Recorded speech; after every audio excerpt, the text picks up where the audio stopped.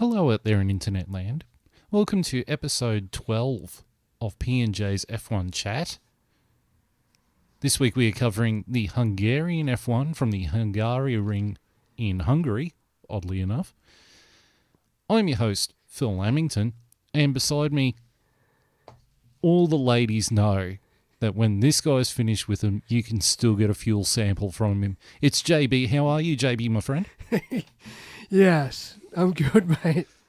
You get a fuel sample and then I get 18 years of child support. That's the payoff. At least you don't get disqualified. Oh, boy. So last night, or early this morning, was the Hungarian F1. It was quite an interesting race. Formula One chaos. Yes. Formula One chaos. Once every, 5 or 6 races, there'll be a race that just does this crazy thing. As soon as it involves wet weather. Yeah. Once there's a drop of water in the sky, all chaos ensues. Exactly. I could think back, 2019 Hockenheimring. 2020 Turkey. 2020 Turkey. 2020 Monza, even though it wasn't wet, it was just random drivers up the front. Yeah. But yeah, no, you're right. As soon as it involves rain, shuffle the deck because you're going to get some wild, wild results. So we'll go through the results first. Well, I can't believe I'm reading... And these are the initial results because we'll come back to this after we finish reading it to update it. But the initial results, the initial race classification at the end of the race, had Mr. Personality, Esteban Ocon, in the Alpine as the winner of the race. Well, yeah, he's undisputedly the winner of the race. Now, in second place was Sebastian Vettel in the Aston Martin. Those two drove a phenomenal race. That battle at the front was awesome. Yeah. They weren't more than 3 seconds apart pretty much since the first round of pit stop. Yeah, since lap 5. Vettel was on his gearbox the whole race. Yeah. I don't remember the gap being anything over 3 seconds for 55 laps. Yeah. It was incredible. Then in third place was Lewis Hamilton, who started on pole position. He drove a pretty good race. He drove a very good recovery drive as well. Yeah. Fourth place was Carlos Sainz in the Ferrari. He did a really good job all race. Yeah. And I think he was the one telling the team what the strategy should be and what they should watch out for. Yeah, well, he overruled Matteo Bordone and Ferrari's, hit and miss strategy team. But the team had enough faith in him to go, if that's the call you want, that's the call we'll go with. Well, it worked. He finished fourth. Yeah. And that's probably as good as... he could have got a podium, but unfortunately, his tyres were shot by the end. Fernando Alonso in fifth. What a great drive. He deserved driver of the day. Did he get driver of the day? He did. Okay, I was about to say, it's sort of unlucky that Esteban Ocon got driver of the day, but I guess he did. Yeah, no. We've openly called both the Alpine drivers overrated, multiple times, right? Yeah. The two best drivers on the track today were Yeah. both Alpine drivers. Credit where credit's due. Esteban Ocon, and even more so, Fernando Alonso, drove the wheels off those cars. My goodness. That Alpine is significantly underpowered compared to the Mercedes of Lewis Hamilton. And yet, for a very long time, Alonso was holding off Hamilton. It was awesome. It was wheel-to-wheel the amount racing. the amount of times the commentators they're this is like 2007 again. Yeah. This is like Alonso versus Hamilton 2007. And oddly enough, you bring that up, the qualifying antics that Hamilton did kind of reminded me of 2007 Alonso to Hamilton. It was a little bit underhanded, but it was within the rules. So no one, not even Max Verstappen, was complaining. He was just like, it is what it is. Perez missed his lap. I mean, Perez was a second to like get the. Not that he was going to take pole, but He could have improved his position. well, no one improved on that last run. To be fair, but a little bit underhanded. But Yeah. In sixth place was Pierre Gasly. That was a really good drive from Gasly. He drove very well. And his teammate Yuki Tsunoda came seventh. Yeah, well, considering he crashed out in was it free practice? Yes. P3, and then I think Carlos Sainz crashed out at the start of Q2. Yeah, there was a few, and Mick Schumacher as well. But yeah, he didn't have the best start to the weekend, but he certainly had a fairly handy finish to the weekend. Yeah. And then in eighth was Nicholas Latifi in the Williams. Yeah, he was actually in P3 for a while. Yes. Obviously taking advantage of the carnage, as a lot of these usual mid-pack cars did. I was surprised that Latifi actually did better than ninth place George Russell. Yeah, I think George Russell had did he have a bad pit stop or something? Well, he did do that stupid blunder of overtaking everyone on the restart and then had to hand all the positions back. Yeah, he went from P2 to P14 in like a lap because looking at it from the outside, it was brilliant. But then you realise it's against the rules and it's like, yeah, well. Yeah. What? But I think this is the first double points finish for Williams that I can remember. Well, this is George Russell's first points in Williams. Unlucky. And he got outscored by Latifi. Oof, that's got to hurt. And in the post-race press conference, he actually broke down in tears because he was like, it's my first points in Williams. So it shows a passion that he has for the team as well as for the sport. Yeah, that's commendable. Yeah. 10th place was Max Verstappen in a car that was broken, beaten, battered and scarred. It was... he did the best he could with... no right barge board. Oh, that... There was nothing of the right side barge board. Like, you looked at the left one and it was perfect. His right side barge board was missing. Yeah. So he had no aero. He had an aero imbalance. His tyres were probably getting chewed up. On a track that... was it Rosberg in commentary? Yes. Said it's Monaco without the barriers.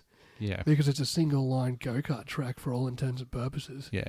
So, a damaged car from the back, mind you, to get 1 point took everything he had. And unfortunately...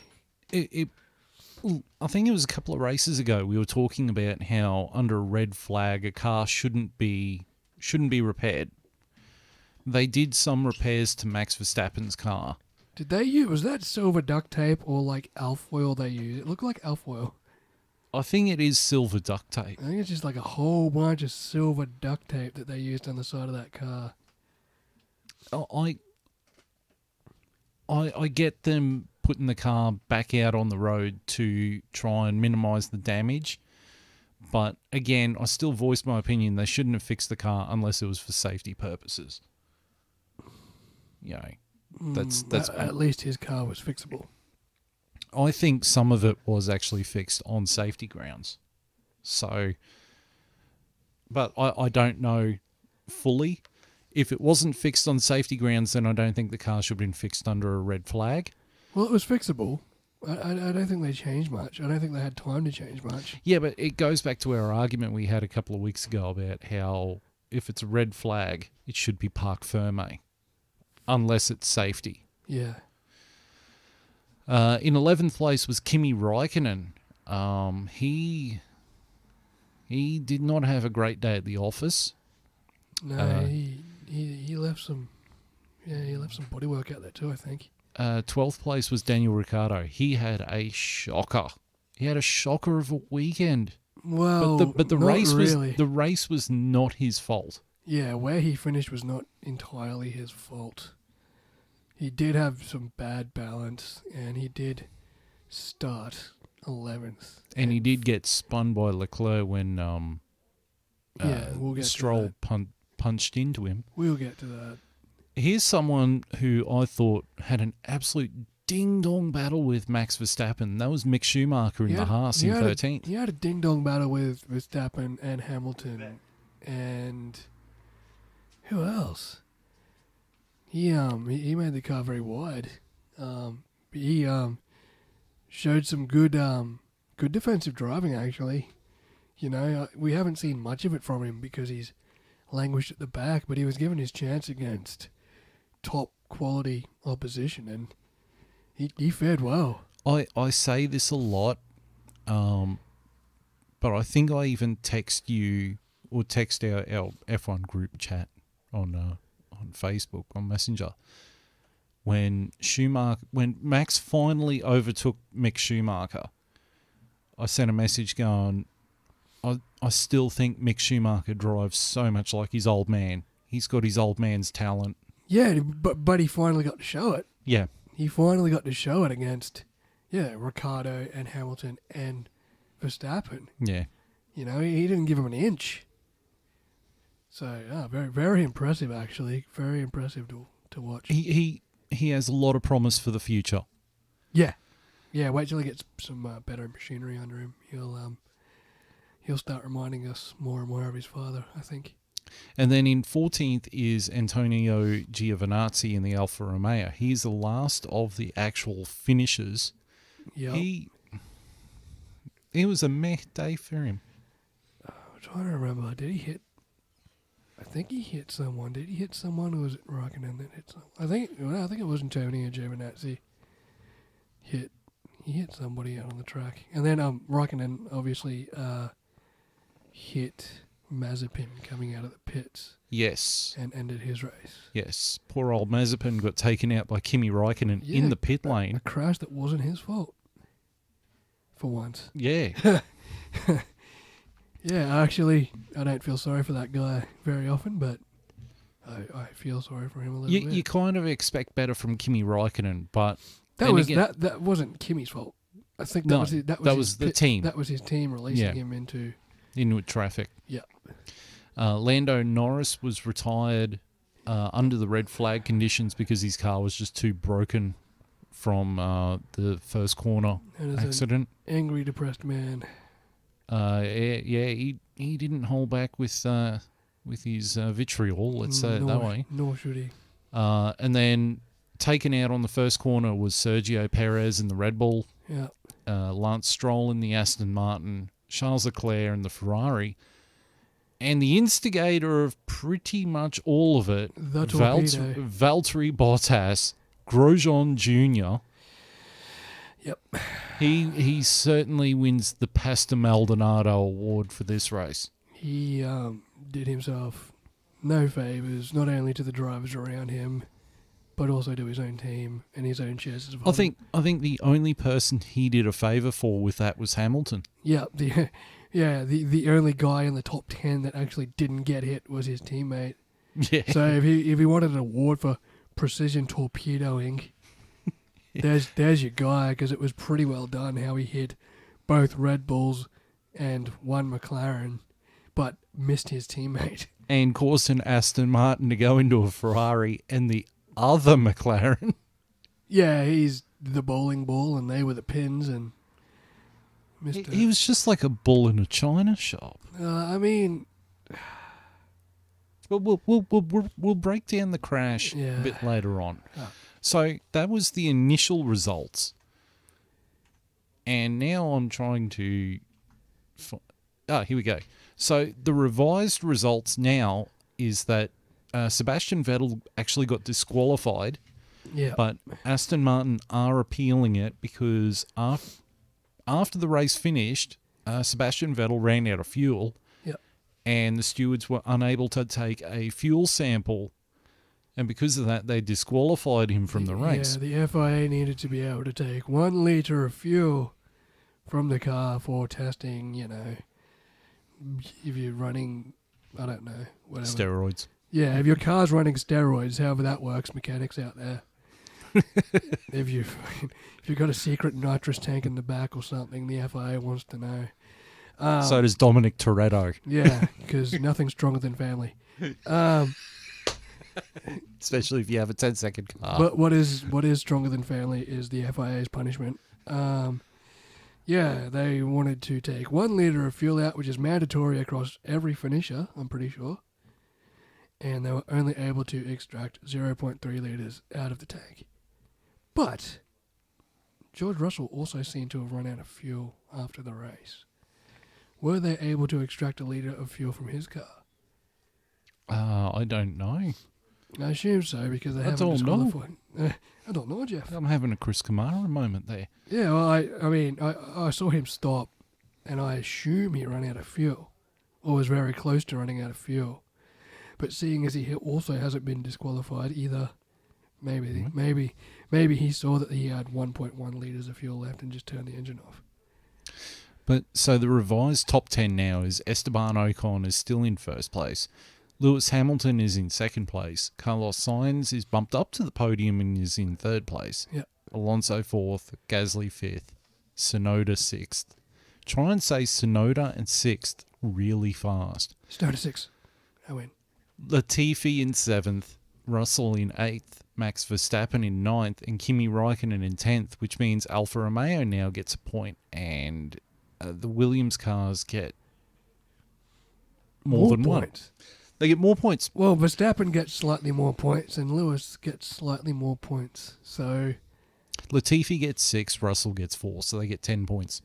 yeah, Verstappen gets 2 points, but Lewis now gets 18 points. Yes. It's probably actually worse for Max, to be honest. And Gasly, he gets 10, plus he got the fastest lap, so he gets 11 points. Yeah. But either way, all this means is that Red Bull have now lost the championship lead in both the drivers and constructors. But it's not over yet. We're only at the halfway mark. We're in halftime. We're in the tunnel. We're going to do the swapping of the sides and go out for the second half. Exactly. In a few weeks. So the race breakdown. So in lap 1, we had absolute chaos. Because it was a wet track. Yes. Even though when you watch the actual footage, it's not until the cars really get moving do you see that the track is actually wet. Yeah, it's not bad. It's not it's not. They're not even kicking up rooster tails really. It's damp. It's damp. But it's a fine mist. Yeah, and it takes until those cars are doing well over 150 kilometers an hour before they even start seeing a rooster tail. So going into the first corner, Lewis Hamilton was in the lead. Yeah. And a few cars had gotten past Valtteri Bottas, who then ploughed into the back of Lando Norris, then ploughed into Max Verstappen, and then ploughed into Carlos Sainz. No, he slammed into Charles Leclerc. No, Stroll slammed into Charles Leclerc. Yeah. Stroll was trying to avoid it. Yes. And in trying to cut the grass, he not only got a message from James, saying if you exceed the track limits, you'll get a penalty from the stewards.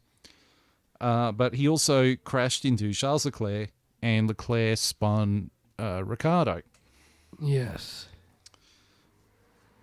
Shades of I think it was the 1998 Spa. Yeah, race. just chaos. Just utter chaos. Utter chaos. I mean, 2012 Spa as well. Probably not as bad. No one went flying. Just the weather conditions and because this year they've got the salary cap, the budget cap.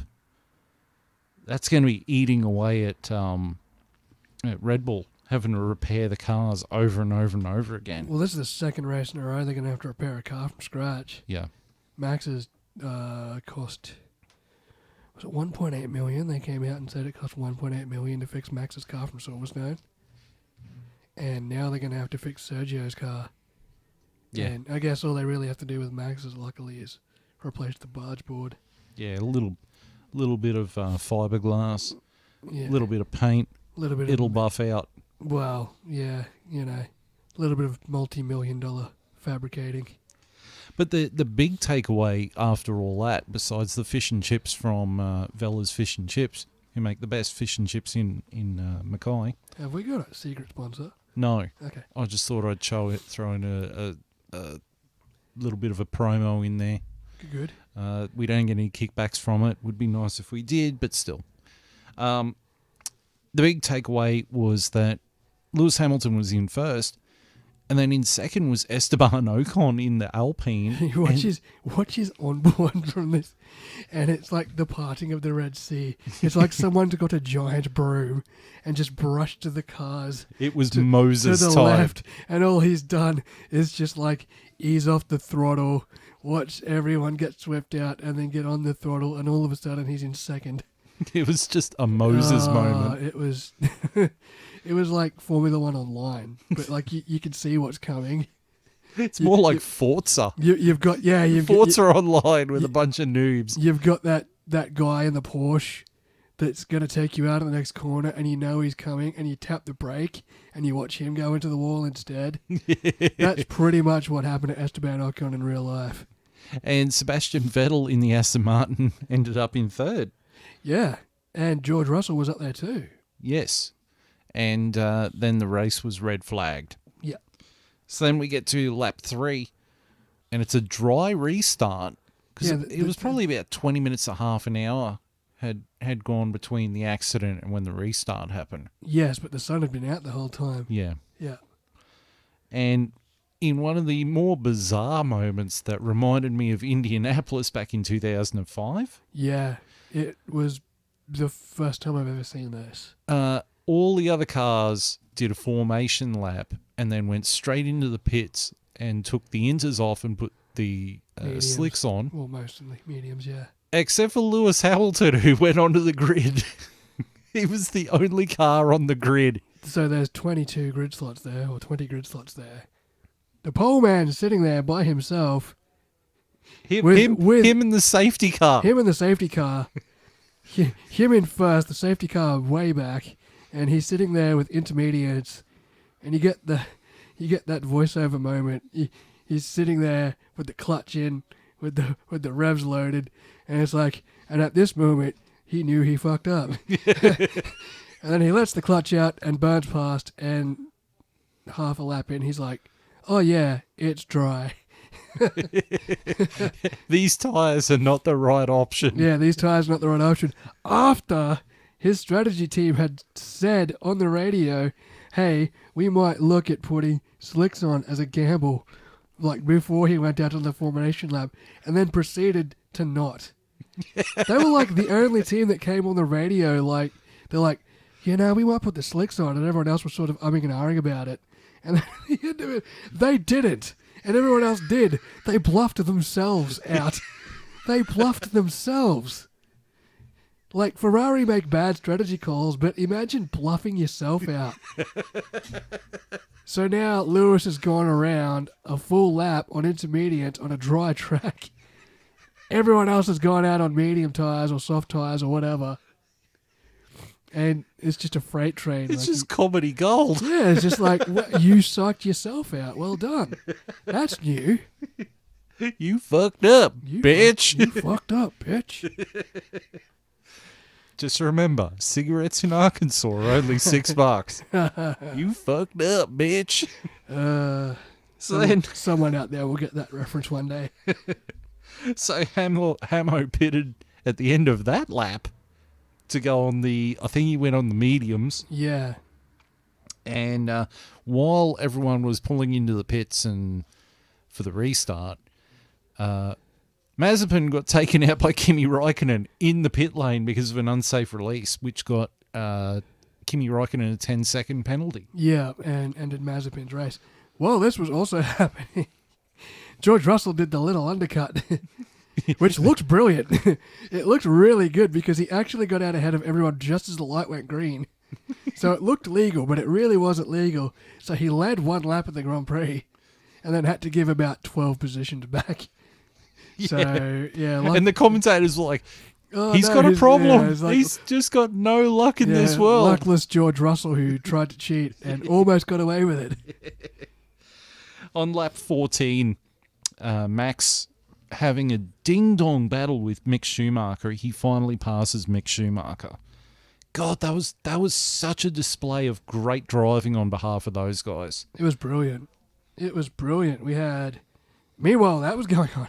We had Ocon at the front from Vettel, and Nicholas Latifi was third. Yep. And what's the sports bet odds on that being the top? Give me the sports bet odds on Ocon from Vettel from Latifi, fucking 5-6 laps into this race, because it would have been astronomical odds. And remember, gamble responsibly. Yeah. Yeah. Just thought I'd throw that in there. Again, they don't pay us. Wish they would. I have $0 in my sports bet account. It affects I don't my have a life. sports bet account. Exactly. Because I'm a stinge, I don't bet. So then we get to lap 20, and Lewis Hamilton pits, which means he was on mediums for 15 laps and then went on to the hards. Yes. And then the next lap, Max Verstappen pits.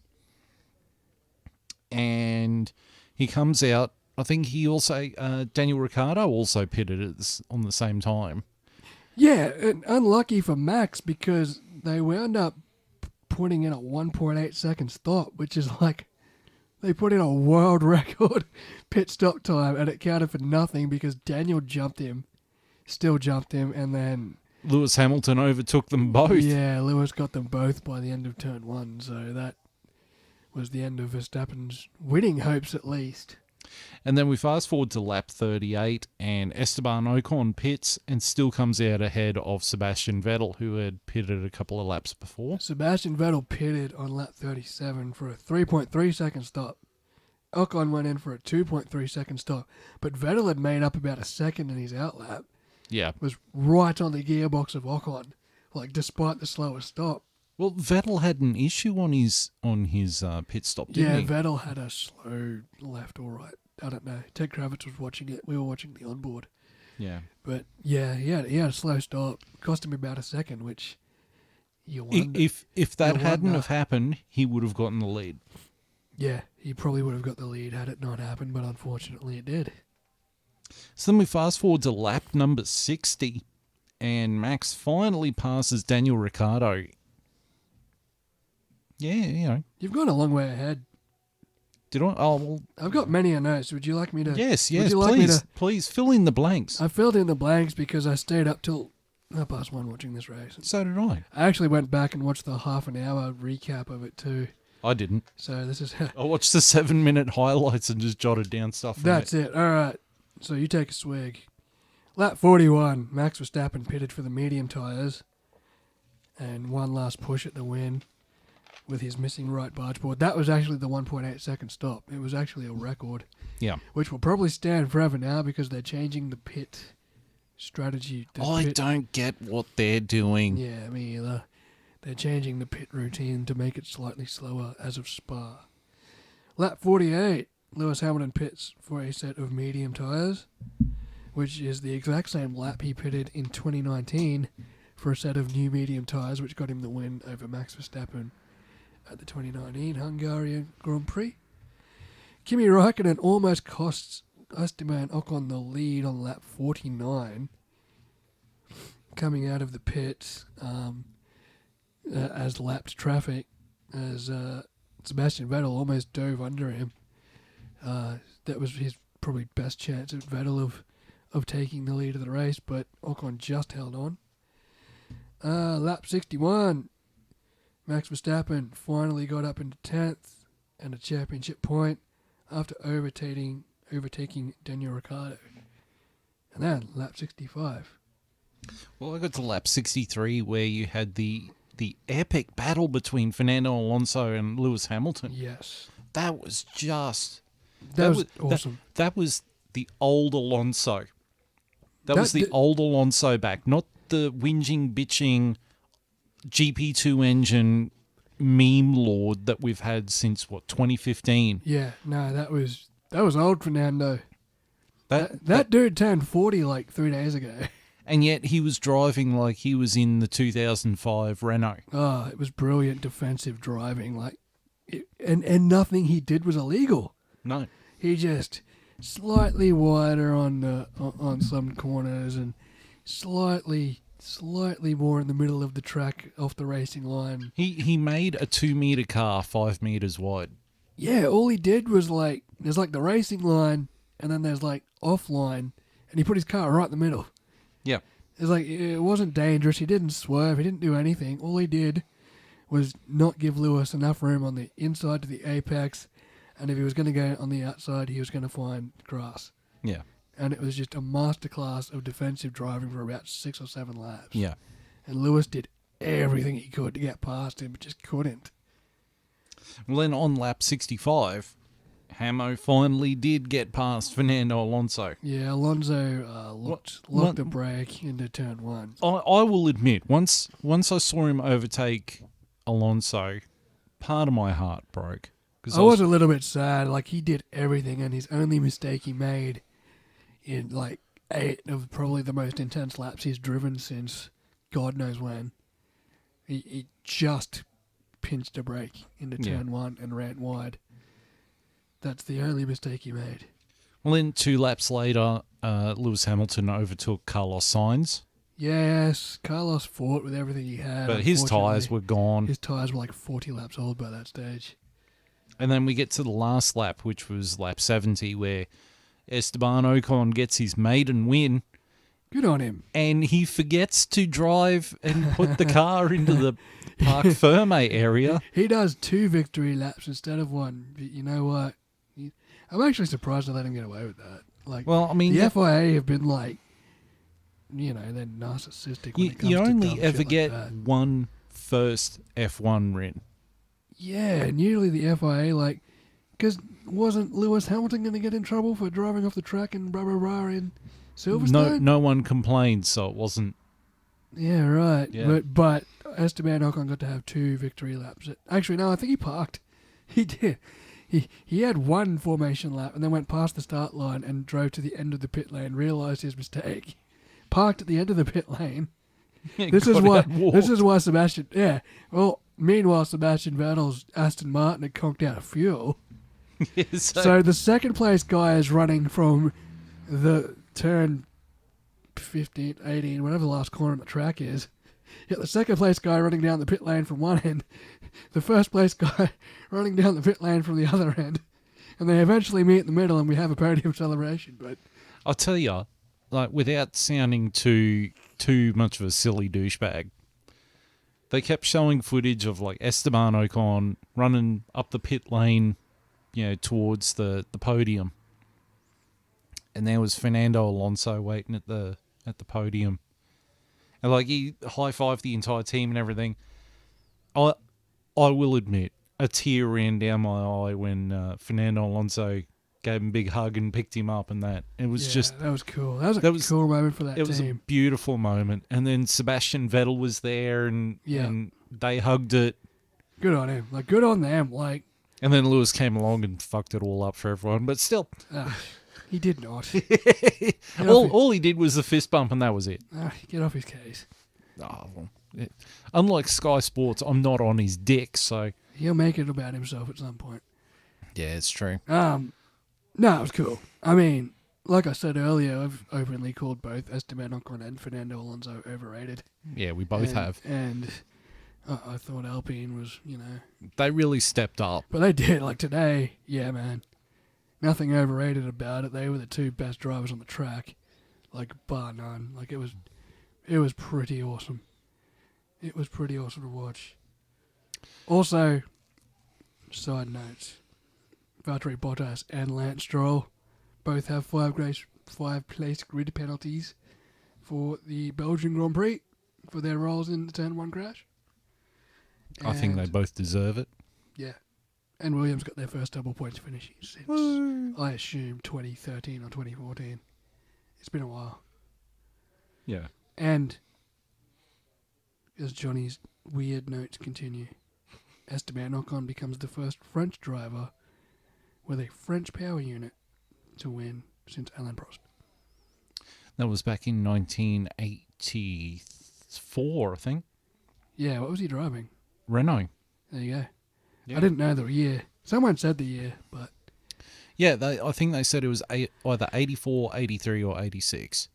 it was somewhere in there. Yeah. You know what else was good back then? The Parramatta Eels. Let's not go there. Let's not go there. This is a Formula One chat, not a Johnny's Depressing Life chat. You know what else was really good back then? Video games, because you didn't have to download a fucking update. You didn't have to do a 27 gig update and pay $120 for half a game. Yeah, You paid $100 for a piece of plastic with silicon chips in it. You put it into a machine, push the button, and off it went. Blow the cartridge. Oh yeah, but I have a Commodore 64, man. It was a cassette. You had to rewind the cassette. Wow. It was an audio cassette. Nah, too far back. Too far back. Yeah. So that's the liner notes of the race. Yeah, pretty much. Now we're getting to the pit lane chat. I love your pit lane chat because this is not like pre-rehearsed. I don't know what you're about to ask me. Right. So the first thing we're going to go over is the crash. The crash on turn 1. Wow, did Valtteri Bottas make an absolute hash of that?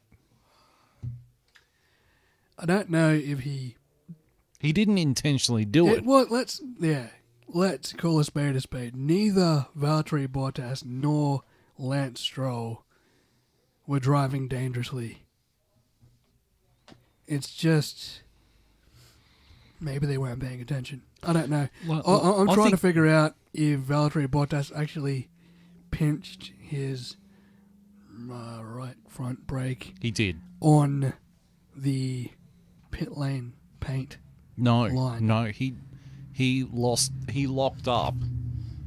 He locked up, and because it was wet, he just aquaplaned straight into the back of Lando Norris. He was just coming. I think he was maybe surprised that Lando got him off the start. Oh, he was a mine in the middle of the ocean. Just everyone was passing him, and then he goes in, pinches the brakes, goes into the back of Norris. You're not realising that everyone else had lifted off by this point because, it's wet. Maybe he missed his brake point. Or yeah, I don't know. Maybe he was just trying to be a hero. We'll never know. I mean, either way. He certainly did some damage, though, because he ruined about 6 races. Yeah. He ruined Max's race. He ruined Sergio's race. He ruined Lando's race. And then had a knock-on effect, which caused Stroll, who was, let's be honest, he wasn't driving dangerously either. He was trying to miss everyone. Yeah. He actually locked up because he was trying to go on the grass and miss everyone. So I actually feel more sorry for Lance Stroll's getting a 5-placer than Valtteri. I suppose, it was the same deal with him. He was arriving late at a party that had well and truly started. Yeah, he made a bad choice. To quote Viper from Top Gun, he could have done a split. He could have turned and evaded and gotten out of it. Instead, he decided to do a split S and forced a bad position and took out Charles Leclerc and spun Daniel Ricciardo's. So you've only got 2 places to go at that stage. You either go out and straight, or you go in and try and miss. And where he is in this photo, that's him right on the inside on that apex. Yeah. If he goes out, he's going to hit, is that a Haas on the outside? And a Ferrari. And that's 2 Haas behind him. That's a Williams out there. He actually started off in here. Yeah. And when he hit the brakes, he realised he pinched it and was sliding. So he aimed it this way, hoping to hit the grass. If he had turned it a little bit more and aimed a little bit more onto the grass, I reckon the grass would have slowed him down more, and he would have only just clipped Leclerc instead of ploughing into the side of him like he's Roman Grosjean in 2013. What do you do, though? That's right. You're sliding. I think no matter what he does, the end result's the same. He's going to hit someone. Yeah. Like, And you either go on the inside and what happened, or you go on the outside and you wind up hitting that Williams and that Haas and that Aston Martin behind him. or if you go on the outside, you end up in the 5-pin split. Yeah, or you end up in the arse of, is that Sergio Perez that's already, or Valtteri that's already stationary, or becoming stationary. Yeah, because that's Norris, Yeah. that's Max, that's Bottas, that's Perez, and that was Gasly. Yeah, but Gasly got out of it. Yeah. Gasly just drove around the outside. Yeah, he bugged out. Yeah. I'm using Top Gun terms here. Just, There you go. yeah, wet race. Two Yeah. people that just... And to steal another line from Top Gun, like, if you think you're dead, that's it. Like, not literally dead with F1, but if you think and don't just react on the spot, you're out. So Lance Stroll, he did deserve the penalty, but He's not as deserving of the penalty as Valtteri Bottas. Valtteri Bottas has got some splaining to do. This crash could cost him his seat at Mercedes, in complete honesty. Well, okay. So we've gone over the crash because we've all seen the footage of the crash. Yeah. If you haven't, YouTube, boys. Yeah, they've got all the camera angles and Yeah. all the bizzo. Lots. So then that does actually bring me very nicely to, if I can ever find the damn picture, Valtteri Bottas. It seems like almost a bi-weekly question that we ask on this podcast. And every time you ask me this question, I'm leaning more and more towards he's going to lose his seat to George Russell. Yeah. At first, I'm like, no. Then I'm like, maybe. And now I'm like, there's a strong possibility this guy is not driving for Mercedes next year. And I mean, there's been reports over the last couple of weeks, like since the last race, that the deal is done. Like George Russell is going to be I've heard multiple times now that they're announcing this over the summer break. And the other stories that I've heard about Valtteri Bottas, like everyone's assuming that he's going to go back to Williams because that's where he came from before he went to Mercedes. Yeah. But there's also rumours going around that he's replacing Kimi Räikkönen at Alfa Romeo. Why not? Why not? At least then there's still an experienced hand to sort of help with And Antonio the Giovinazzi. reason why they... Or Mick Schumacher. Well, we'll get to him in a sec, but the rumours about... Well, let's look at Bottas's options. He can go back to Williams, or he can go to Alfa Romeo. I don't see Alfa Romeo as being a better option. I think Williams is the better option to go to. I think Williams is maybe on the up and up, but what a kick in the balls. You've got to go and drive the car, the lesser car of the guy that's going to replace you at Mercedes. He'll have to go and drive George Russell's car. Yeah. And he's going to sit in George Russell's car while George Russell laps him. In his car. Ouch. Fuck that. Yeah. I'd rather go to World Endurance Championship or Rally or... Alfa Romeo. Not even Alfa. I don't know. Maybe if they want him to be a mentor to Mick Schumacher if he winds up there next year. But I think Valtteri Bottas is... Where there's smoke, there's fire. There's been smoke for a long time. Yeah. That's why they keep signing 1-year extensions on his contract, not signing him to like a 2 or 3 year deal. But this year has been the most smoke. Yeah. Every race, every week, it's the same thing. I said it on the last podcast that storm cloud's been following him all year. Yeah. And now, whether it's ignoring team orders or trying to fight Lewis or making dumb mistakes and dumb crashes, he didn't have many straws left to pick before he found the short one. And this is the thing that Mercedes have to look at.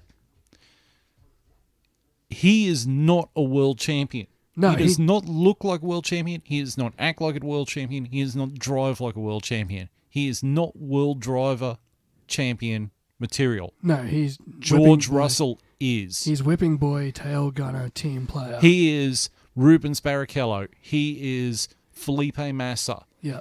He is Eddie Irvine. George Russell has David Coulthard. David had potential. Yeah, but even David Coulthard has said he didn't have that extra gear like a Damon Hill, like a Mika Hakkinen, like a Michael Schumacher. He didn't have that. Some drivers don't. And Valtteri Bottas, does not have it. George Russell has had one drive in that Mercedes, and in that one drive in the Mercedes, looked infinitely with more potential than Valtteri ever has. He asserted himself. And let's not forget, made Valtteri his bitch in that race. Yeah. So I think the question answered itself in physicality last year. Now it's just a matter of putting pen to paper, and it's soon. Yeah. And it's soon. And the question that comes up after that is, will Russell and Lewis Hamilton work well together? Or will we end up with a Senna and a Prost? Yeah, I can't answer that. I think you will. I think it'll be Hamilton and Rosberg all over again. But, and I mean, this is theoretical. But with that impending cloud. George is eventually going to over retirement. Yeah, but the impending cloud called Red Bull Racing that is looming over Mercedes' head even as we speak, that's going to play into it too. Yeah, I honestly can't. George Russell is not going to want to play second fiddle. No. But neither's Lewis. He's going to want to assert his authority and show but Lewis Hamilton that he is as good as Lewis Hamilton. Yeah, but that's going to start on Friday in practice and qualifying. Yeah. I don't think George Russell necessarily has to do it on race day, but if he can start doing it on Saturday and start putting his car ahead of Lewis on the grid, that'll be enough. Yeah. Yeah, because, I don't know, I think maybe, okay, the two British drivers, how good is this? But sooner or later, it happens with everyone. It's going to happen with Lando and Daniel. It's going to happen with Carlos and Charles. Yeah. The first person you beat on the track is your teammate. And every time. The interesting thing about Mick Schumacher is that it's revealed that Schumacher hasn't actually signed an agreement with Haas for next year. Schumacher's actually signed with Ferrari, not with Haas. So Ferrari can dictate where Schumacher can go. They're not going to ditch Carlos. Not after a season. No, well, Carlos has signed a 3-year deal. So Carlos isn't going anywhere and Charles Leclerc isn't going anywhere. Yeah. I can only assume Mick is going to go to Alpha Romeo. Well, it brings up another interesting question because you've got the two sort of customer Ferrari teams are Alfa Romeo and Haas. Mm-hmm. And Mick Schumacher and Mazepin are currently driving for Haas. Alfa Romeo's got Kimi Räikkönen and Antonio Giovinazzi.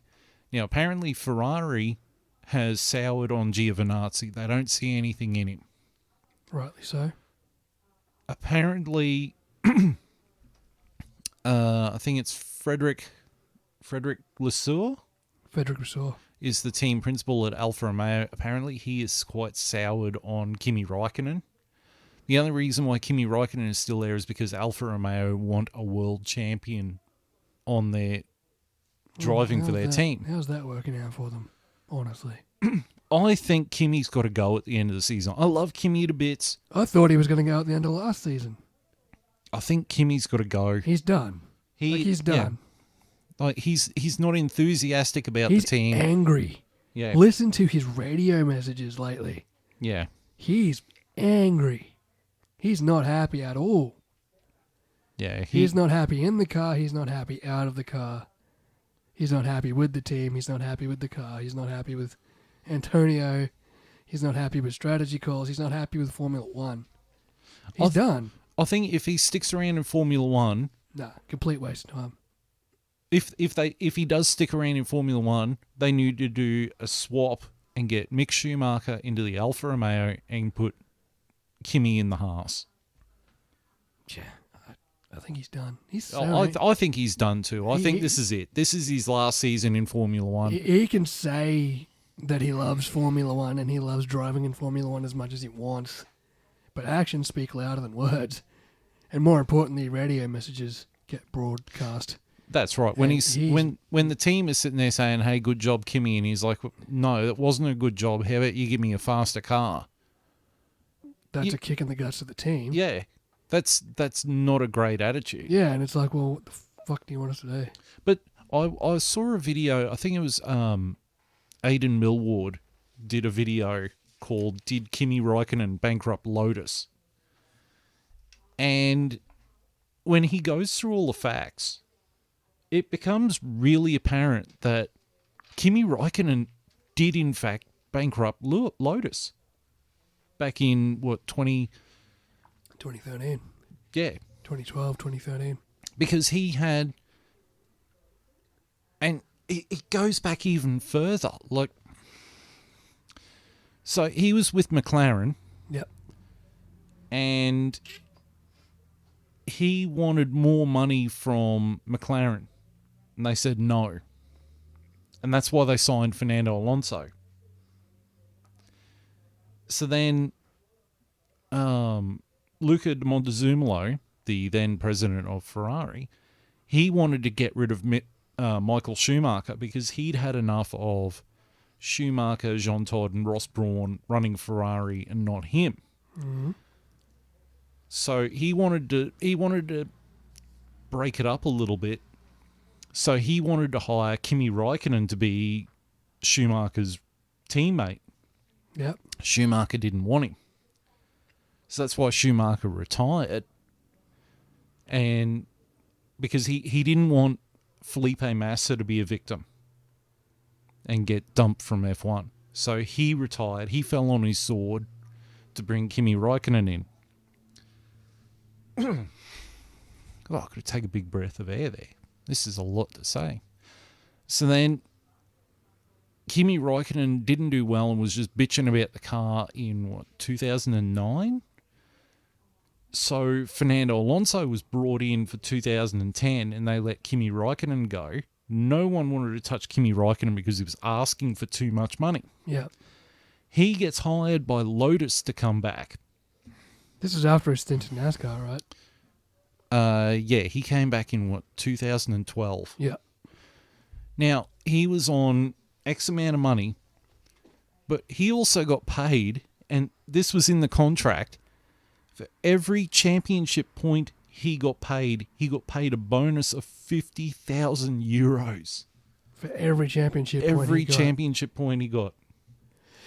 Keep in mind, he won Abu Dhabi 2012 as well, so, that's a nice little holiday Christmas bonus paycheck.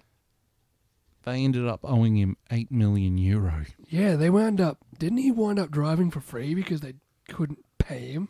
Or they were trying to pay him?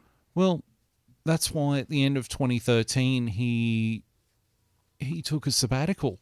Like, he went and had back surgery and said, I'm not coming back because you're not paying me. They couldn't pay him. Yeah. And to this day, they still actually owe him like 2 million euros or something. But he's not pursuing it because he's like, Ferrari bought me out of my contract. I got out, it's kind of like James Hunt's marriage. He got out. Yeah. Greatest win of his career. No, well, and that's sad because that Lotus car was brilliant. That 2012, 2013 Lotus car was awesome. Yeah.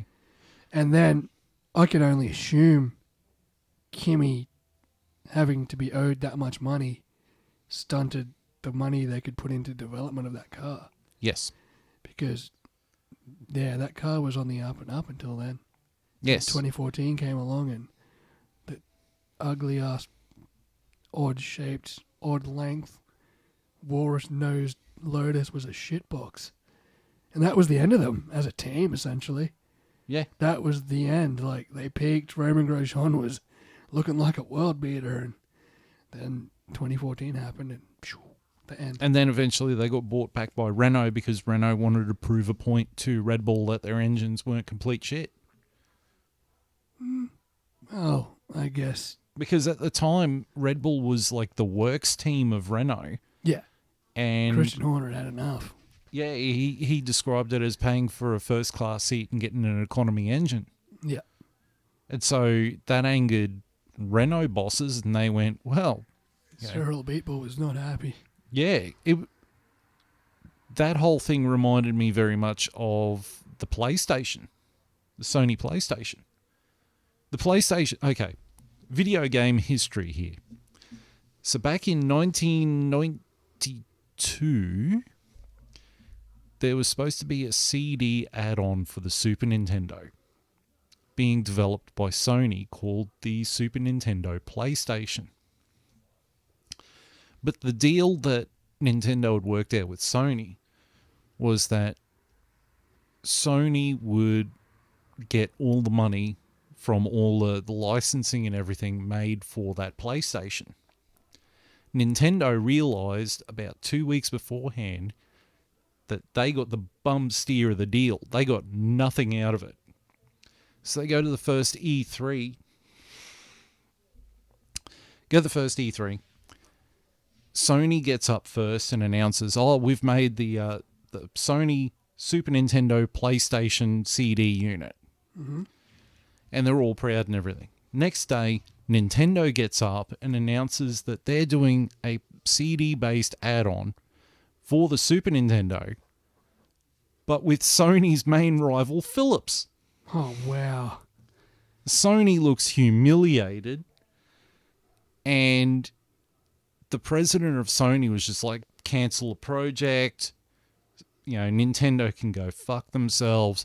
And the odd thing about it was all the sound chips for the Super Nintendo were made by Sony. So the guy who was in charge of the PlayStation project for Nintendo, a man named Ken Kutaragi, he goes and sees the president of Sony and says, hey, look, we've developed all this tech. Let me work on it a little bit. We can sell it ourselves. And in 1994 in Japan, the Sony PlayStation gets released. Wow. And that's very much what happened with that deal. Lotus was shit in the bed and was broke. Yep. Red Bull is slagging off Renault engines, and Renault look humiliated, so they bought back their old team and went, we're going to prove you wrong. I mean, they haven't, but... I don't know, they won yesterday's race. I mean, they won last night, that's great. But they haven't. No, they haven't. But you get my point. I get your point, and we got some trivia history. Yes. Who the listeners go, you tune in for a Formula One podcast and you get like video game history. I should do a video game podcast. Movie references. Like video game history podcast. That'd be fun. You're on your own. Yeah, I know. Right, so, I think Kimi Räikkönen needs to go. It's his time. He's 41 years old. So, it's time, Yep. Kimi. It's been time for a while. Actually, he's going to be 42 this year. Yeah, no, he's done. He's done. He's done. Put a fork in him. He's done. But then, okay, well, here's your question then. Alfa Romeo and Williams and Haas, who you have driving? Alfa Romeo, I guess you stick with Giovinazzi. And then Mick Schumacher. Latifi, I guess you can promote... I'll have a Formula 2 driver down there they can promote. Well... No, wait, who... Is Callum Ilott the test driver for... Ferrari. Yeah, but he's the test driver for Alfa and for Romeo. Alfa Romeo, because he is, much like Schumacher, he's employed by Ferrari. I wouldn't mind Ilott and Schumacher, eh? And maybe dumping Giovinazzi to Haas with Mazepin. Yeah. Because Ilott's got potential. Yeah, that could work. Yeah, and then you'd have Giovinazzi and Mazepin at Haas. and then you'd have Latifi and insert maybe Guan Yu Zhou. Insert Formula 2 driver here. Nick de Vries. Yeah, Nick's still around, but I think it's. Well, I think it's Guan Yu he's Zhou. driving in Formula E now. Yeah, I think Guan Yu Zhou's got a contract with someone. I can't remember. He is with Renault. Okay, so he'll be Alpine. Yeah. I don't know. They'll find a Formula 2 driver, I reckon. Well, it's interesting because Jost Capito, I apologise for butchering his name, the guy who's in charge of Williams now, like the CEO of Williams, he has said that they don't need pay drivers anymore because of the salary cap and their improved financial situation, which means Latifi's days might be numbered as well. Do you think Mazepin's days might be numbered as well, if that's the case? Do you think this could be the end of the pay driver? Well, Mazepin, the rumour is that Mazepin's old man is actually buying Haas off Gene Haas. Yeah, I guess Gene Haas wants to wash his hands of it. Yeah. He's lost a lot of money in this project, My actually. advice for Gunther Steiner is the instant Mazepin's old man buys the team, Get out. get out. Yeah. Get out of it. Run away. You know, Run away. Go be happy. You're an awesome person with an awesome personality. Go be happy. Get the hell out of that shithole. You don't have to be bossed around by Gene Haas anymore. I'd like to see him go to another team because I Yeah. think he's a great team boss. He'd be a good co-boss somewhere. I think he'd be a really good person. Oh, this is going to be like Mattia Binotto is not really a team boss. Like, he's not a team principal. He's not a front person. He's a technical guy who should stay behind the scenes. And I think Gunther Steiner would be a great person to be a figurehead person for the team. Yeah, but Ferrari's always been, you got to be in the family and you got to be in the La Familia to Yeah, get. it's to true. get- they've always been like that. That's the remnant of Enzo Ferrari. You've got to be La Familia to get ahead. That's Spanish. Whatever. I was about to say to get a head job in Ferrari. That sounds even worse. So. Whatever Italian for the family is. Are you sure it's not La Familia? No, that's Spanish I too. don't care. Because La Familia, that was something Eddie Guerrero used to say all the time. Just eat a. Yeah. I give up. Yeah. I give up. Yeah. All right, can we go to the championship standings? No. Or do you have another question for me? No, that was it. That's all the questions. Yeah, let's go to the championship standings. All right. So, okay. Woo. So this is the updated. You can tell I'm starting to burn out now. Yeah, well, we've passed the 1 hour mark already. We turn into pumpkins. The clock strikes midnight and we turn back into pumpkins. Oh, God. Okay, so the driver standings. And this is the driver standings after Vettel has been disqualified. So leading the championship now is Lewis Hamilton on 195 points. Max Verstappen is in second on 187 points. Third place is Lando Norris on 113 points. Fourth place is Valtteri Bottas on 108 points. Sergio Perez is in fifth on 104 points. Carlos Sainz is in sixth on 83 points, and Charles Leclerc has dropped down to seventh on 80 points. Pierre Gasly has gone up to eighth on 50 and is tied with Daniel Ricciardo, who has dropped down.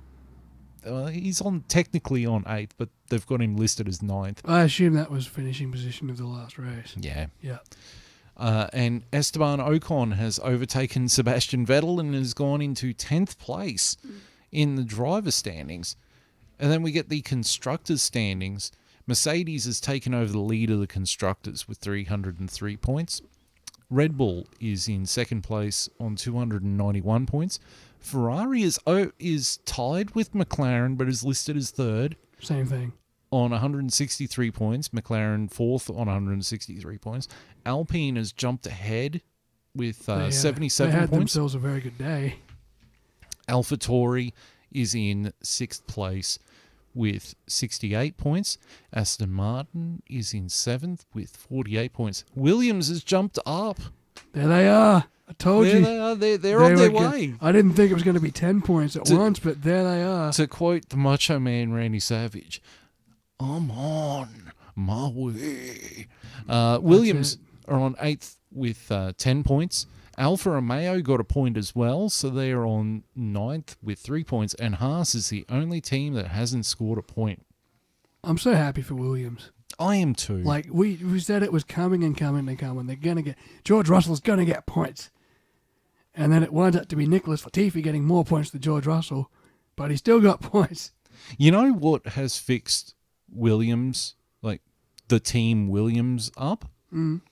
Getting rid of the Williams family, including your wife, Claire.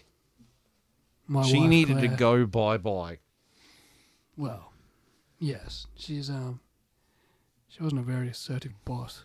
No. And Frank made bizarre decisions. Frank Damon Hill. Frank was old and senile even back in the 90s.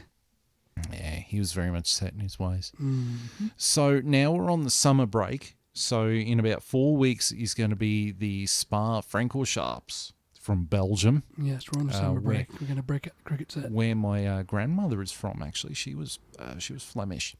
That's Nice. what people from Belgium are called. Flemish. Flemish. They speak French. Learning things. And they also make waffles And chocolate. and chocolate. Yes, Belgian chocolate's good shit. Yes. But we've got a special episode in 2 weeks. Yeah, I've got to start doing research. So in the special episode in 2 weeks, we're going to be talking about theoretical teams that we'd like to see back on the grid. Yes. With the rules being 3 works teams and 2 customer teams. But also, we're going to discuss, because I think some moves are going to happen over the summer break when it comes to the driver lineup. So whatever happens, we're gonna discuss that. Plus, also put our theoreticals on driver lineups for next year. Yeah.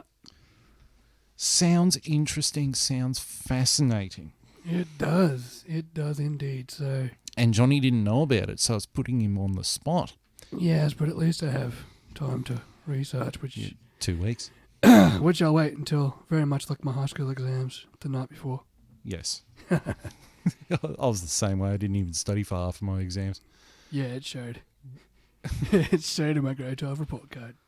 Let me tell What you. didn't show on my year 12 report card was didn't do the assignments. I never did assignments because, you pay teachers to teach, not hand out assignments and sit there and help all the rich kids. That explains MCC. Anyway, thank you for tuning in this week. We hope that you did watch the Hungarian Grand Prix and enjoy it. We hope you're enjoying this channel as well. Yeah. We have an F1 episode in 2 weeks. We also have in 2 weeks another wrestling episode. Yes, our spin-off podcast. Yes, our spin-off one, the Stop the Damn Match. And we will have another race in 4 weeks at Spa-Francorchamps when we get to the business end of the season. We with will. with all the scary fast tracks. Yeah, this is where all the excitement starts. Oh, yes. Spa, Monza, Angry Red Bulls and Desperate Mercedes. Abu Dhabi, Jeddah. Saudi Arabia. I'm keen to see how that track goes in real life. Yeah, and they got to find a replacement for Australia too. Yeah. The rumor is that it's going to be the Bahrain Short track. short track. Secure. Can we get George Russell in a Mercedes by then? But Turkey is back on the grid. I do like Istanbul Park. It's a great track. It's even better when it rains. Yeah, we'll see if it rains this time around. Yay. If it doesn't make it rain, sprinklers. Sprinklers. Anyway, thank you for tuning in. Without sounding like Watch Mojo too much, please leave us a like, drop a comment, subscribe, give us your firstborn child. JB would really like a big carton of Great Northerns. Dan Murphy's. That If you're too, listening. yeah. Dan Murphy's gift voucher, Amazon gift card for me, whatever you feel.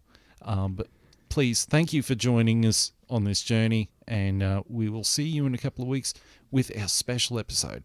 Until then, on behalf of JB and myself, it is goodbye.